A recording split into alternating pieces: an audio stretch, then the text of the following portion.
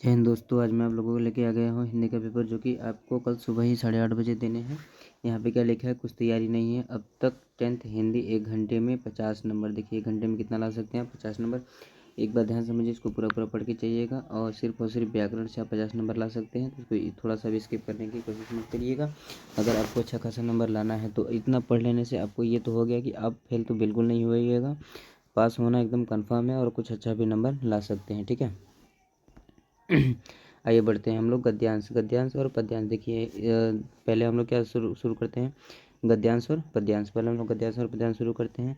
सिर्फ और सिर्फ गद्यांश और पद्यांश पढ़ के आप कितने नंबर ला सकते हैं, 22। कितने नंबर ला सकते हैं, 22। ठीक है, तो आइए इसमें आगे बढ़ते हैं हम लोग। गद्यांश में आपको सबसे पहले क्या पता होना चाहिए, संदर्भ। क्या पता होना चाहिए, संदर्भ कैसे लिखा जाता है। ठीक है, अगर आप संदर्भ को अच्छे खासे लिख लेते हैं तो आपको इसमें से जो भी 22 नंबर है आपको पक्के हो जाते हैं। ठीक है ना, किस तरीके से मैं आपको गद्यांश और पद्यांश दोनों का लिखना बताऊंगा और संस्कृत के लिए भी आप अप्लाई कर दीजिएगा। ठीक है, संदर्भ में हम लोग लिखते हैं जैसे प्रस्तुत गद्यांश। क्या लिखेंगे हम लोग, प्रस्तुत गद्यांश हमारी पाठ्य पुस्तक। प्रस्तुत गद्यांश जैसे मैं आपको लिख के दे रहा हूँ वैसे ही आप भी लिखिएगा। ठीक है, प्रस्तुत गद्यांश हमारी पाठ्य पुस्तक। प्रस्तुत गद्यांश हमारी पाठ्य पुस्तक। ठीक है, हमारी पाठ्य पुस्तक।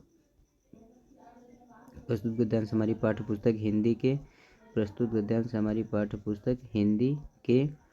मान लीजिए मैं पहला चैप्टर लेकर चलता हूँ। ठीक है, मित्रता। पहला चैप्टर हमारा कौन सा है, गद्य का, मित्रता। प्रस्तुत गद्यांश हमारी पाठ्य पुस्तक हिंदी के मित्रता नामक पाठ से लिया गया है। ठीक है, मित्रता नामक पाठ से लिया गया है, यानी मित्रता नामक पाठ से लिया गया है, लिया गया है। यहाँ तक आपको समझ में आ गया होगा किस तरीके से लिखना है आपको। यहाँ पर लिख दिया मैंने, प्रस्तुत गद्यांश हमारी पाठ्य पुस्तक हिंदी के मित्रता नामक पाठ से लिया गया है। इतना आपको लिखना आना चाहिए। अब इसके आगे मैं आपको बता देता हूँ। गद्यांश में क्या होते हैं, लेखक होते हैं। गद्यांश में क्या होते हैं, लेखक। और पद्यांश में क्या होते हैं, कवि। ठीक है, तो इतना ध्यान मत दीजिएगा, आप सिर्फ रचयिता लिखिएगा जो कि दोनों में काम करते हैं। ठीक है, प्रस्तुत गद्यांश हमारी पाठ्य पुस्तक हिंदी के मित्रता नामक पाठ से लिया गया है और उसके आगे लिखिएगा इसके रचयिता। इसके रचयिता आचार्य रामचंद्र शुक्ल जी हैं। ठीक है, इसके रचयिता आचार्य रामचंद्र शुक्ल जी हैं। ठीक है, रामचंद्र शुक्ल जी हैं। तो इस तरीके से अगर आप लिखते हैं तो आपके जो नंबर हैं वो पूरे पूरे आ जाएंगे। आचार्य रामचंद्र शुक्ल जी हैं, इस तरीके से। ठीक है, तो अगर आप संदर्भ बिल्कुल सही सही लिख देते हैं जो कि पूछा गया है तो आपके जो नंबर हैं वो पूरे के पूरे आएंगे, 5 में से 5 नंबर। इसमें आपका 5 नंबर गद्यांश में फिक्स हो जाता है और 5 नंबर आपका पद्यांश में। ठीक है, उसी तरीके से यहाँ पे क्या है, पद्यांश में भी आपको क्या लिखना है, मैं आपको बता चुका हूँ किस तरीके से आपको लिखना है इसमें। ठीक है, प्रस्तुत गद्यांश हमारी पाठ्य पुस्तक हिंदी के। प्रस्तुत गद्यांश हमारी पाठ्य पुस्तक हिंदी के, उस चैप्टर का नाम, इसके रचयिता लिखना है आपको, रचयिता। कवि और लेखक को ज़्यादा ध्यान नहीं दीजिएगा क्योंकि अगर भूलेंगे तो काम गड़बड़ा जाएगा। ठीक है, आगे हम लोग बढ़ते हैं, देखते हैं क्या है। पठित खंड काव्य ज्योति जवाहर, इसको अगर आप पढ़ लेते हैं तो आपके 3 नंबर पक्के हो जाते हैं। ठीक है, कितने नंबर आपके आ जाएंगे, 3 नंबर यहाँ से मिल जाएंगे आपको। तो 22 अगर वो पढ़ लेते हैं आप और 3 ये, 22 वो हो गया प्लस 3 ये, कितने हो गए आपके, 25 मार्क्स। मतलब पासिंग के लिए तो आप आराम से निकाल ही लेंगे। ठीक है, यहाँ तक आपको पास होने की कोई दिक्कत नहीं है। तो आइए देखते हैं। हाँ, ये आपको टीचर बताए होंगे कि आपको कौन सा पढ़ के जाना है, तो इस पर ध्यान दीजिएगा। ठीक है, हमारे यहाँ ज्योति जवाहर है तो ज्योति जवाहर टीचर जो बताए होंगे वही पढ़ेंगे बच्चे। अगला है जवाहर, इसमें क्या होता है, जवाहरलाल नेहरू के बारे में लिखना होता है, जवाहरलाल नेहरू के बारे में लिखना होता है। ठीक है, इसमें 3 नंबर आपको मिल जाते हैं। आगे हम लोग बढ़ते हैं। इसमें आपको क्या क्या बात ध्यान में रखनी है ये देखिए, ये याद कर लीजिएगा, इसको बस देख के चले जाइए, रटने की कोई ज़रूरत नहीं है। ठीक है, इसमें क्या बोला जा रहा है इसको पढ़ लीजिए एक बार, याद हो जाएगा। मुझ में कोमलता है लेकिन कायरता मेरा मर्म नहीं, बैरी के सन्मुख झुक जाना मेरे जीवन का धर्म नहीं। ठीक है, इसको याद कर लीजिएगा, बहुत ही आसान है। अगला लाइन ये याद कर लीजिए, इस स्लोगन टाइप में है, संघर्ष में पैदा होना संघर्षों में जीना मरना, जिनके आगे बाधाओं को हरदम पड़ता पानी भरना। ठीक है, आगे हम लोग देख लेते हैं,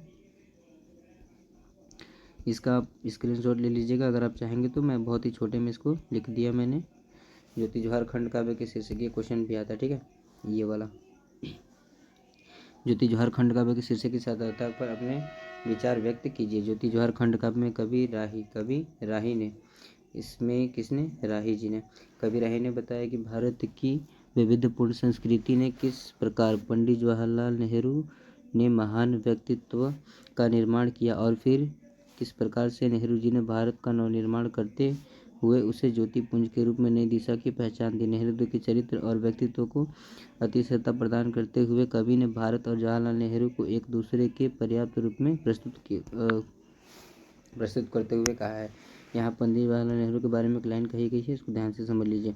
जब लगा देखने मानचित्र भारत न मिला, तुझको पाया, जब तुझको देखा नैनों में, तब भारत का चित्र उभर आया, ठीक है। जब इसमें कवि कह रहे हैं, इसमें कवि राही जी कह रहे हैं कि जब उन्होंने पंडित जवाहरलाल नेहरू, किसको, पंडित जवाहरलाल नेहरू की आंखों में देखा तो उनको भारत का नक्शा दिखाया। ऐसे अगर वो मानचित्र खोजते तो उनको दिखता ही नहीं था, ठीक है।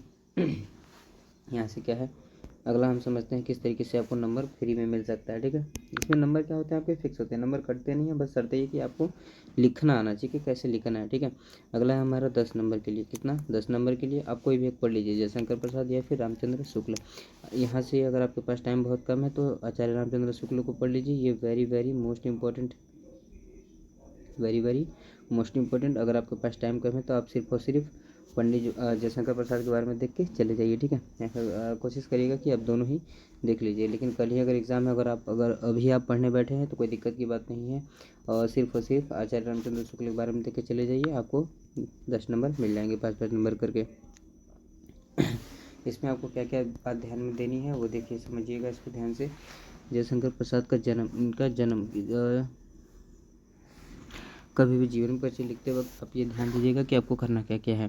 पहले देख लीजिए कि उनका जन्म कहाँ हुआ है, जन्म कब हुआ है, कहाँ हुआ है, और मृत्यु कब हुई है, और उनकी 2 रचनाएं, कितनी, 2 रचना। अब अगर ये बस ये आप 4 पॉइंट लिख लेते हैं तो आपके जो मार्क्स हैं वो पूरे आ जाएंगे, ठीक है। तो सबसे पहला काम क्या होता है, प्रसाद जी का जन्म 1889 में हुआ था। यहाँ पे जन्म आपको दिख गया होगा। आगे बढ़ते हैं, ये जन्म मिल गया आपको 1889, ठीक है, 1889। तो जयशंकर प्रसाद जी का जन्म कब हुआ था, 1889 ईस्वी में, वाराणसी में। कहाँ पे हुआ था, वाराणसी में। काशी के प्रसिद्ध, वाराणसी को हम लोग काशी भी कहते हैं, तो काशी के प्रसिद्ध किस कॉलेज में पढ़ने गए, परंतु स्थितियां अनुकूल न होने के कारण 8वीं से आगे नहीं पढ़ पाए, ठीक है। जयशंकर प्रसाद जी का जन्म कब हुआ था, 1889 में। कहाँ पढ़े थे वो, क्वींस कॉलेज में। जयशंकर प्रसाद जी का जन्म कहाँ हुआ, जयशंकर प्रसाद जी का जन्म कहाँ पे हुआ था, बनारस में। कब, 1889 ईस्वी में। और वो उन्होंने सिर्फ और सिर्फ कहाँ तक, 8वीं तक पढ़ाई की, कहाँ से, क्वींस कॉलेज से। कहाँ से, क्वींस कॉलेज से, ठीक है।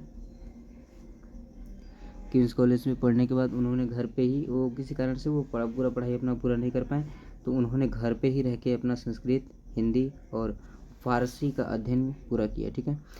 और उनका निधन जो है 1937 में हो गया था। जयशंकर प्रसाद जी का जन्म कब हुआ था, 1937 में। तो अगर इस तरीके से आप लिखते हैं तो आपके नंबर जो है वो पूरे आएंगे। इनके 2 रचयिता का नाम याद कर लीजिए, कौन कौन से हैं, आंसू और लहर, 3 याद कर लीजिए, ताकि आपको भूल भी जाइएगा तो आपको एक याद रहेगा, ठीक है। कौन कौन से हैं, आंसू, लहर और झरना, ठीक है, 3 याद कर लीजिए, आंसू, झरना और लहर, आंसू, झरना और लहर, ये 3 याद कर लीजिए। और इनका जीवन परिचय जैसे मैंने आपको बताया उसी तरीके से लिखिएगा। दूसरा जीवन परिचय देखिए आचार्य रामचंद्र शुक्ल जी का है। तो हम देख लेते हैं कि इनका जन्म कब हुआ था। इनका जन्म हुआ था 1884 ईस्वी में। कहाँ पे हुआ था, औगाना बस्ती, उत्तर प्रदेश में। इनकी मृत्यु कब हुई थी, 1941 में। इतना में काम आपका बन गया। इनका मृत्यु स्थान था उत्तर प्रदेश में, ठीक है। इनका पेशा क्या था, एक लेखक थे, पत्रकार थे। और आगे देख लेते हैं हम लोग, अगर आपको और लिखने का मन है तो। इनका माता जी का नाम था निवासी देवी, इनके पिताजी का नाम था चंद्रबली शुक्ल। इनकी रचनाओं के नाम मैंने आपको बता दिया कि 2 रचना पढ़ लीजिएगा। 3 नंबर जीवन परिचय मिलता है और 2 नंबर जो होते हैं इनकी रचनाओं पे मिलता है, ठीक है। तो कौन कौन सी रचना था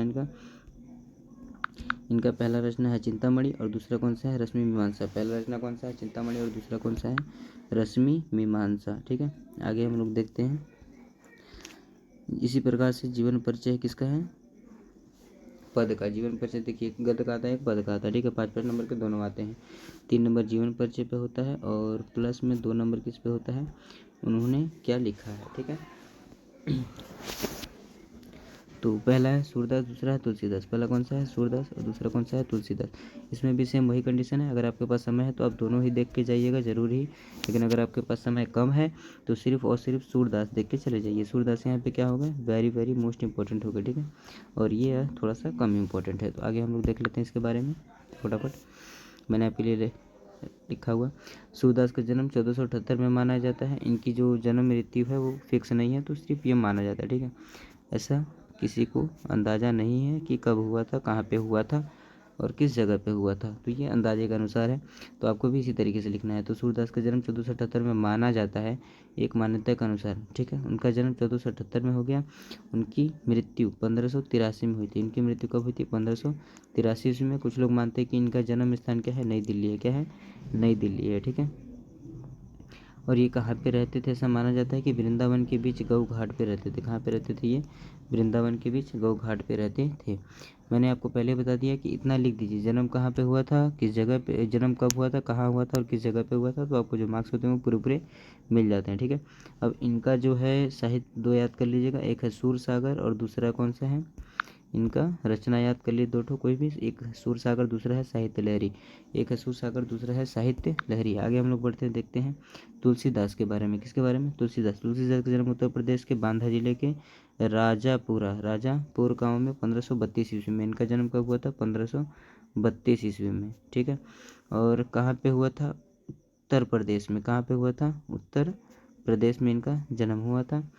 और इनकी जो मृत्यु हुई थी वो हुई थी 1623 ईस्वी में। कब हुई थी इनकी मृत्यु, 1623 ईस्वी में। और इन्होंने बहुत ही कम समय में क्या, रामचरितमानस को लिख दिया था।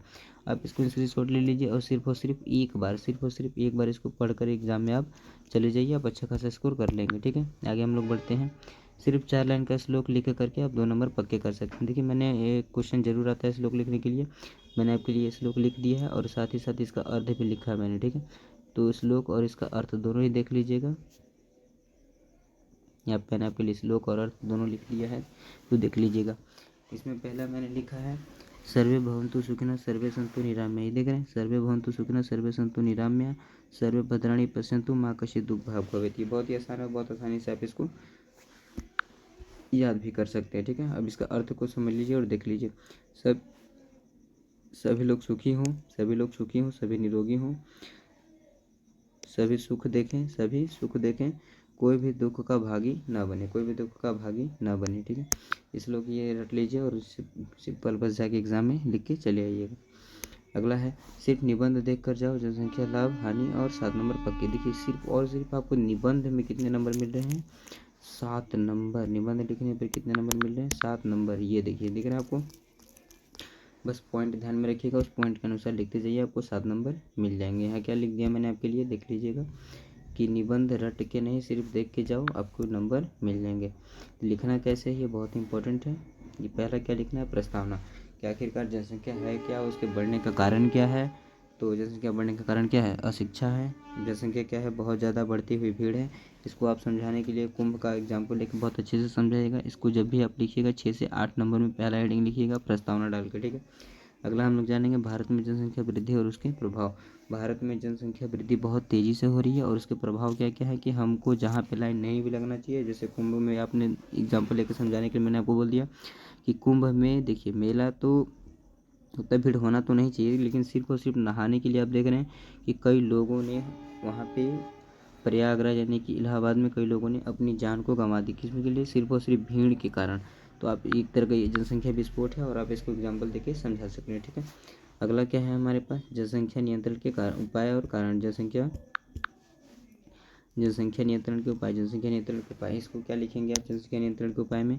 तो इसके लिए क्या उपाय है कि आप लोगों को क्या करना पड़ेगा, शिक्षित करना पड़ेगा, जागरूक करना पड़ेगा, उनको समझाना पड़ेगा कि यहाँ जनसंख्या वृद्धि कोई बहुत अच्छी चीज़ नहीं है। इससे क्या हो सकती है कि बहुत ही कठिनाइयाँ आ सकती हैं। जैसे जैसे जनसंख्या वृद्धि बहुत ज़्यादा होगी, किसी घर में अगर 7-8 बच्चे हैं तो उनको पालना पोषना बहुत ही मुश्किल हो सकता है। और अगर बच्चे कम होंगे तो इंसान उनको अच्छे से जिला खिला और पढ़ा भी सकता है। ठीक है, अगला है हमारे पास हेडिंग जनसंख्या वृद्धि और बेरोजगारी। आपको तो पता ही होगा इस समय सबसे ज़्यादा क्या है, वो है बेरोजगारी। इस समय युवाओं में क्या है, सबसे ज़्यादा बेरोजगारी है। ठीक है, तो कारण क्या है ना कि अगर जितनी ज़्यादा जनसंख्या है तो रोजगार भी क्या हो गए, बहुत ही कम हो गए हैं। ठीक है, तो इस पर ध्यान दीजिएगा। अगला हम लोग टॉपिक देख लेते हैं, बढ़ती जनसंख्या पर्यावरण पर प्रभाव। ये बहुत ही इंपॉर्टेंट है। जनसंख्या वृद्धि पर पर्यावरण का क्या प्रभाव पड़ता है। देखिए, अगर जनसंख्या बढ़ रही है तो लोगों के लिए रहने के लिए घर भी चाहिए। अगर घर चाहिए तो बहुत ज़्यादा मात्रा में पेड़ कटेंगे, पानी का कमी होगा, तो हर चीज़ में क्या होगा, कमी होगा ही हो गया। तो पर्यावरण भी क्या होगा, दूषित होगा, नुकसान होगा। लोग ज़्यादा होंगे तो कचरा भी ज़्यादा होगा। तो इस तरीके से पर्यावरण, जनसंख्या बढ़ेगा तो पर्यावरण पर भी क्या होगा, नुकसान होगा। तो बाकी आप देख लीजिएगा, मैं एक तो जल्दी इसको ख़त्म कर देता हूँ आपके लिए। आप बस इसको समझ के चले जाइए, एग्जाम में लिख दीजिएगा। ठीक है, टॉपिक बस याद कर लीजिए, शहरीकरण और जनसंख्या विस्फोट। मैंने आपको इसको बहुत अच्छे, इस टॉपिक को बहुत अच्छे से भी समझा दिया कि क्या होता है ना कि गाँवों में क्या होता है कि एक एक घरों में 7-7 8-8 बच्चे होते हैं। अब वो ज़्यादा शिक्षित तो होते नहीं हैं, तो वो शहर में कमाने के लिए जाएंगे। तो शहर में क्या होता है, जनसंख्या कम होती है। शहरों में क्या होती है, जनसंख्या कम होती है, लेकिन हमारे गाँव से जो लोग भी वहाँ कमाने जाते हैं उसके कारण वहाँ पर जनसंख्या क्या हो जाती है, बहुत ज़्यादा हो जाती है। और एक हॉस्पिटल में जहाँ पर जाने के लिए हमें लाइन लगानी पड़ती है, क्या लगानी पड़ती है, लाइन लगानी पड़ती है। तो शहर में क्या होती है कि गांव के लोगों को भी जाना पड़ता है सिर्फ और सिर्फ कुछ पैसे कमाने के लिए, अपना घर चलाने के लिए। ठीक है, तो इस कारण शहर में भी क्या हो गई है, जनसंख्या विस्फोट हो चुका है। शहर में भी क्या हो चुका है, जनसंख्या विस्फोट। ठीक है, अगला क्या है, जनसंख्या वृद्धि और आर्थिक विकास। जनसंख्या वृद्धि और आर्थिक विकास। देखिए, जनसंख्या बहुत ज़्यादा बढ़ रही है तो उससे क्या है कि आर्थिक विकास तो होगा। जनसंख्या अगर बढ़ रही है बहुत ज़्यादा तो उस समय क्या होगा कि महंगाई बहुत तेज़ी से बढ़ेगी। क्या होगी, महंगाई बहुत तेज़ी से बढ़ेगी, क्योंकि कंपटीशन यानी कि प्रतिस्पर्धा क्या हो जाएगी, बढ़ जाएगी। जो चीज़ 2 रुपये में मिल रही है, अब उसको खरीदने के लिए 200 लोग खड़े हो जाएंगे, तो वो चीज़ खुद क्या होने करना पड़ेगा उसको, महंगा। यानी कि 2 रुपये की चीज़ को उसको क्या करना पड़ेगा, 200 रुपये। क्यों, क्योंकि डिमांड बहुत ज़्यादा है और सामान हमारे पास कम है। ठीक है, अगला क्या है, परिवार नियोजन। अगला क्या है, परिवार नियोजन, जनसंख्या नियंत्रण। मैंने इसके बारे में भी आपको बता दिया, परिवार नियोजन कैसे। परिवार नियोजन और जनसंख्या नियंत्रण एक महत्वपूर्ण मुद्दा है। भारत की जनसंख्या विश्व में दूसरी सबसे बड़ी जनसंख्या है और यह तेजी से बढ़ रही है। जनसंख्या वृद्धि के कई नकारात्मक परिणाम हो सकते हैं, जैसे कि गरीबी, बेरोजगारी और संसाधनों की कमी। परिवार नियोजन एक ऐसी प्रक्रिया है जिसके द्वारा दंपत्ति अपने बच्चों की संख्या और उनके जन्म के समय को नियंत्रित कर सकते हैं। परिवार नियोजन के कई तरीके हैं, जैसे कि गर्भ निरोधक, गोलियां, कंडोम और नसबंदी।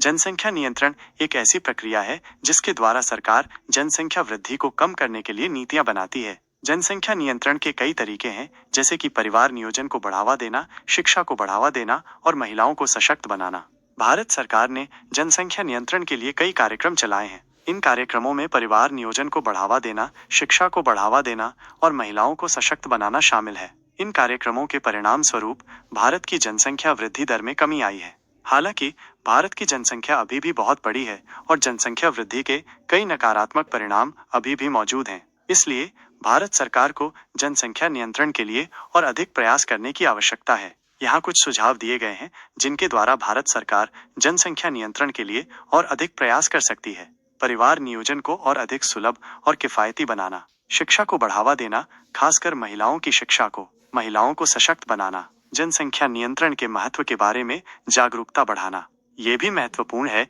कि जनसंख्या नियंत्रण के प्रयासों को जबरदस्ती या दबाव से नहीं किया जाना चाहिए। दंपत्तियों को अपने बच्चों की संख्या और उनके जन्म के समय के बारे में निर्णय लेने का अधिकार होना चाहिए।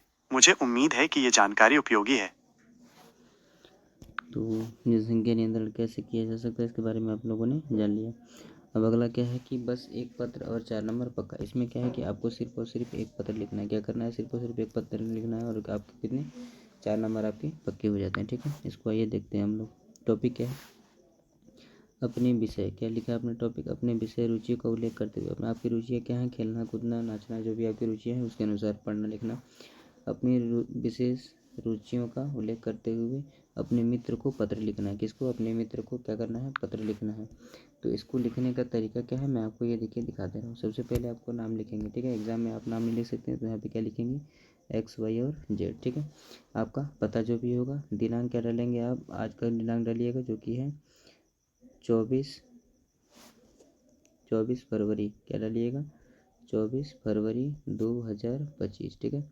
दिनांक में आपको कोई दिक्कत आने वाली नहीं है। तो यहाँ पे क्या लिखेंगे, प्रिय मित्र, मित्र का नाम जो भी होगा यहाँ डाल दीजिएगा। आगे हम लोग बढ़ते हैं, इसको याद कर लीजिए थोड़ा सा। सप्रेम नमस्कार, या फिर पढ़ लीजिए, आपको याद हो जाएगा। पहला करके लिखेंगे लाइन, सप्रेम नमस्कार, आशा करता हूँ कि तुम स्वस्थ और प्रसन्न होगी, मैं भी यहाँ कुशलतापूर्वक हूँ। आज मैं तुमसे विषय रुचि के बारे में लिख रहा हूँ, ठीक है। यहाँ पर क्या लिखना है कि मैं अपनी रुचियों का उल्लेख करें। अब इसमें क्या करना है कि आपको रुचियाँ, कि मुझे क्रिकेट खेलना बहुत ही ज़्यादा पसंद है, जैसे जैसे विषय में आपको पसंद है और क्यों वे आपके जीवन में कैसे सहायक है। जैसे मुझे क्या है, क्रिकेट खेलना पसंद है, मैं उस क्रिकेट से कुछ पैसे भी कमा सकता हूँ, मुझे अच्छा भी लगता है और उससे मेरा घर भी क्या होता है, चलता रहता है, ठीक है। तो इस तरीके से अपनी रुचि के बारे में यहाँ पे लिख देंगे 2-4 लाइन, कोई दिक्कत वाली बात नहीं है। अगला क्या है, मुझे आशा है कि तुम भी रुचियों के बारे में मुझे लिखोगे। इसमें क्या है कि तुम भी अपनी रुचियों के बारे में लिखोगे, तो मैं ये जैसे है वैसे सेम टू सेम इसको लिख देना, ठीक है। शुभकामनाएं सहित तुम्हारा मित्र, यहाँ पे आपका नाम जो होगा एक्स वाई जेड, ठीक है। तो आशा करते हैं कि आपको हर चीज़ समझ में आएगा। अगर जहाँ नहीं समझ में आएगा बोलिएगा, मैं आप उसको तुरंत ही आपको सॉल्व करके दे दूँगा, ठीक है। क्योंकि आपका एग्ज़ाम ज़्यादा समय तो है नहीं, क्योंकि कल ही है, तो जितना जल्दी हो सके मुझे बता दीजिएगा, मैं आपको दोबारा इस चीज़ को करके दिखा दूँगा, ठीक है। इसमें क्या होगा, ये ज़रूरी, इसको ज़रूर पढ़ लीजिएगा, इसको बोलते हैं हम लोग पठित खंड काव्य, ठीक है। ये 2-4 लाइन इसको याद कर लीजिएगा स्लोगन टाइप में, ताकि एग्ज़ाम में बहुत ही अच्छा से आप कर पाएँ, ठीक है ना। देख लीजिएगा इस बात को, सिर्फ पढ़ के चले जाइए, एग्ज़ाम आपको पास करवा देगा, ठीक है। पास करना नहीं, आप बहुत अच्छा खासा नंबर भी